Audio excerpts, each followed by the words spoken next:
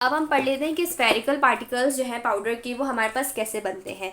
Spherical particles बच्चों जिस process से बनते हैं उसको हम क्या कहते हैं, एटमाइजेशन। अब इसमें जाहिर सी बात है आधा प्रोसेस तो थोड़ा यही जैसा होगा कि हीट तो हमें करना है, क्योंकि हमें तीनों मेटल्स को जो सॉलिड स्टेट में उन सबको मिलाना है आपस में, तो हीट हमने किया। लेकिन जो अब ये मोल्टन एलॉय हमारे पास बन गया है ना बच्चों, इसको हमने किसी मोल्ड में नहीं डाला, ठीक है, इसको हमने कोल्ड भी नहीं किया ताकि ये ठंडा होकर सॉलिडिफाई हो जाए। इसको हमने मोल्टन फॉर्म में ही रखा और इसको मोल्टन फॉर्म में से हमने, ठीक है, इसको पास करवा रहे हैं कि यानी ये हमारे पास जो मोल्टन एलॉय है कि यहाँ पे अभी हमारे पास जो है पास हो रहा है। और यहाँ से साइड से हम एक मशीन से मतलब ये एक मशीन है जिसमें साइड में होल हुआ है और यहाँ पे स्प्रे होता है किसका, इनर्ट गैस का।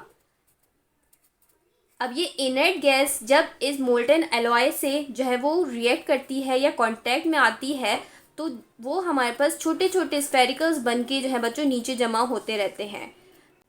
तो यहाँ पे हमारे पास जो है वो छोटे छोटे स्फेरिकल्स जो हैं वो नीचे जमा होते रहते हैं।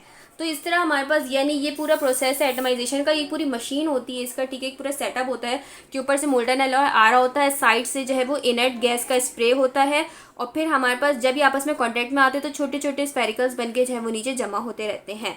अब ये हमारे पास आ जाते हैं, लेकिन कहते हैं बच्चों कि ये हमारे पास प्रॉपर स्फेरिकल नहीं होते, मतलब थोड़े से ये भी इरेगुलर इन शेप होते हैं, बट इतने नहीं होते जितने हमारे पास लेट कट होते हैं। अच्छा, और जो थर्ड कैटेगरी जो मैंने कहा था कि हमारे पास एडमिक्स्ड होती है बच्चों, वो सिंपल हमारे पास जो है वो स्फेरिकल का और जो लेट कट पार्टिकल्स जो हमारे पास है उनका मिक्सचर होता है। यानी जो एडमिक्स्ड होता है वो आपको नाम से समझ आ रहा है कि उसमें हमारे पास इरेगुलर पार्टिकल्स भी होंगे और उसमें हमारे पास स्फेरिकल पार्टिकल्स भी होंगे। तो वो जब हमारे पास पाउडर होता है तो उसको हम कहते हैं कि एडमिक्स्ड एलॉय है हमारे पास, सही है।